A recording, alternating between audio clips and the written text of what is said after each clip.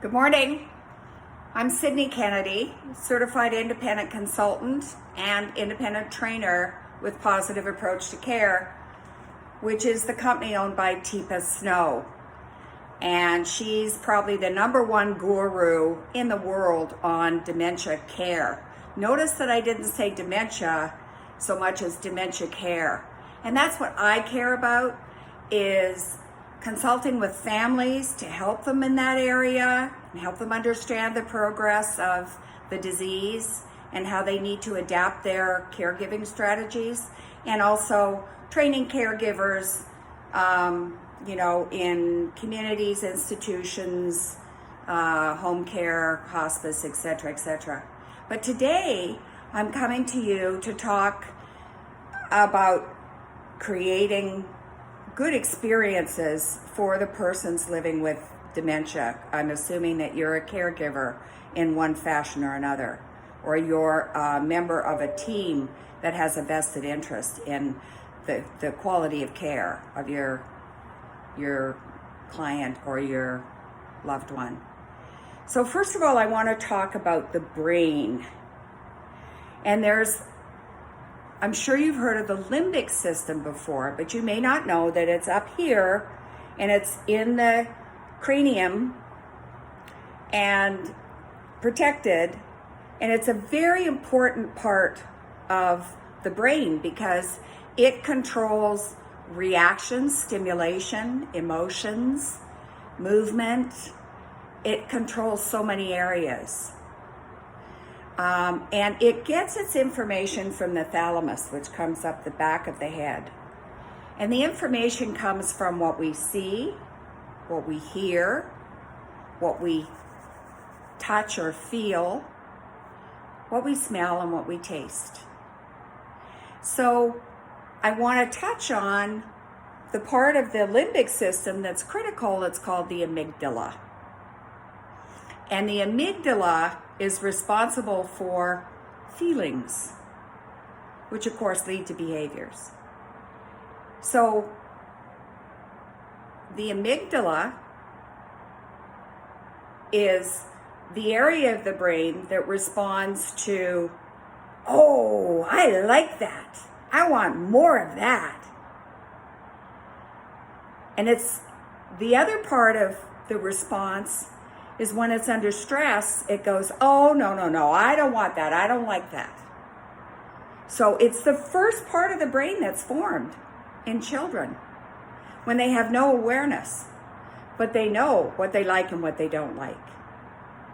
So let's go on and talk now about what happens when we get information. Well, when we're younger, say 25, we get the information and the synapses is quick. We get it. We understand it. We comprehend it.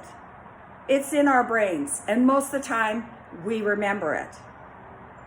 That's an indication of all systems are firing.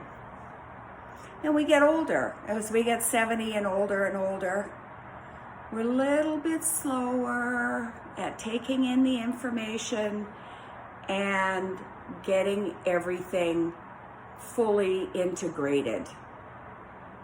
But remembering it is quite another thing. And the older we get, or if we have dementia, it's not likely we're going to remember it. The best way to remember it is to practice it. Do it over and over and over again, or remember it over and over and over again. I like to use this analogy. When we have dementia, the synapses is like this. So any of you who have tried to teach somebody with dementia, for example, how to use a walker when they've never used a walker before, it's really difficult. And if you are successful in getting them, they won't remember what it's for, what to do with it, why to use it, any of those things or all of those things. So that's where the brain is disconnecting. But they're doing the best that they can do. And that's the thing to remember. They need you to keep them safe. So now let's talk about the 5 areas that are very important for our quality of life, for our comfort. The first one, do this,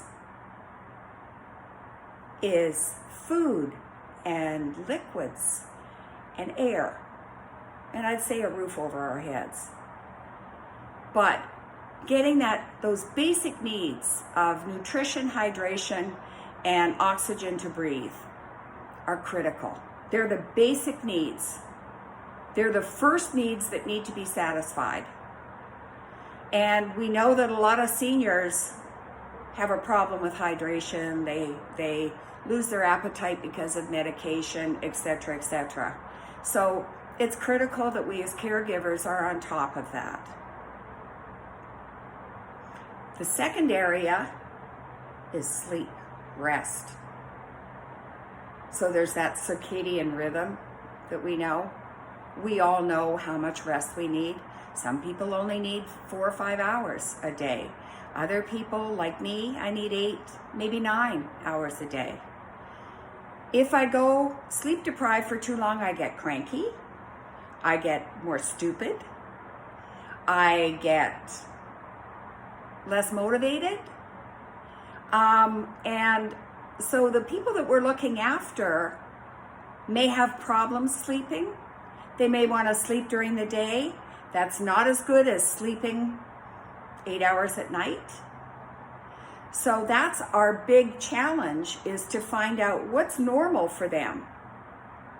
For example, my mom, who didn't have dementia, but she was a night owl. She didn't want to get up before 11:30 in the morning. So her caregivers allowed her to sleep in. And she was fine after 8 o'clock at night. She'd watch TV and fall asleep. So knowing your patient is important, but trying as best you can to ensure that they get that quality of sleep. Same for the caregiver. You need your sleep, or you're going to be exhausted, possibly more depressed. All of these things come into it when we're sleep deprived. The third area, that ugly finger, Teepa does this to remind us all that it's elimination. And that's also really important for comfort. What we take in has to be flushed out. Now, it's really hard for dementia patients and any seniors to, not get to the bathroom in time, to not be able to get up in the middle of the night. Those are things that create discomfort for them. So they have to, if they can, understand that we're all doing the best we can. The critical part is bowel elimination and impacted bowels. That is a serious, serious thing, and I hope that you're on top of that with your doctor so that there's no discomfort and there's no risk of sepsis or pain or any of those side effects. My mom had emergency surgery in the middle of the night for an impacted bowel. They said it was a twisted bowel, but I know it was an impaction. So keep on top of that. The fourth one is comfort. We're talking about impaction. Well, comfort is part of that. So comfort refers to our clothing. If we have a wool sweater on and it's prickling our skin, most people don't like that. Or slinky clothes, or it's too hot in the room and we need air conditioning, we need something, or we don't like that fan blowing on us, or we don't like the noise, the clatter that's going on. We don't like that music. Those sorts of things contribute to our comfort level, and they're things that, as we get to know the patient, can be easily modified. And I think this is where I'd like to suggest that if you're a family member or a care manager, it's a great idea to have a family meeting and discuss what your mom or dad like and don't like, and put it in a note for the chart or put it on the wall, whatever you need to do, so that the people who are looking after your loved one absolutely know that she doesn't like to get up before 11:30. So don't get her up. She, doesn't like coffee in the morning. She doesn't care for makeup. Whatever those things are, it might be something you put in your advance directive, because those things can be really important when everything else is not so great, and they can be changed. And the last one is pain relief. This relates to comfort as well. The person living with dementia probably can't tell you, my knee is hurting, because it doesn't say arthritis on the chart. My knee is hurting, I need a pain pill. They can't tell you that. So it's up to you to know what normal is for them, and then try to communicate with your hands and pointing as to where the pain might be, what's going on.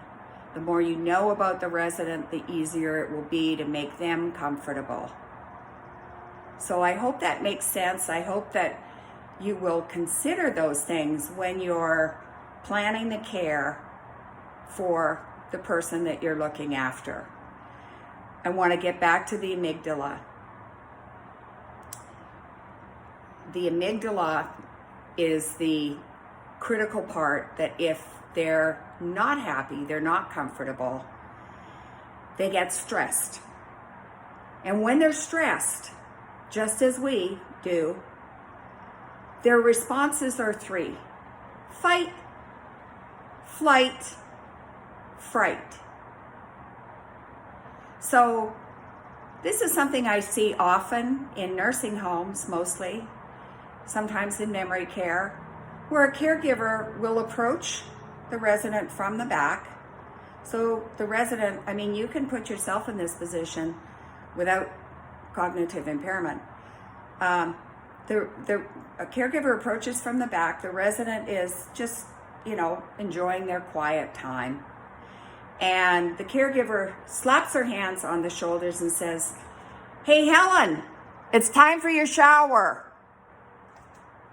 First of all, she might not be deaf, but you're cruising for a reaction. So if it's fight, because not everything else is great, you may get slugged. If it's fright, she may scream, "No!" She may start crying. Or if it's flight, she may want to get up and get out of there, even though she can't walk. She doesn't realize that she's a fall risk. Then you've really got a problem. So be aware of those things. Approach from the front. That's a whole different topic about positive physical approach. But approach from the front, letting them see you first, then saying, "Hi, Helen, it's Sydney." So we can discuss that another time. I hope this has been helpful for you. I love teaching Teepa Snow. If you have any questions, please call me. I'm at 858-945-1731. That's my direct line, 858-945-1731. Have a great day. Thanks for listening. Bye.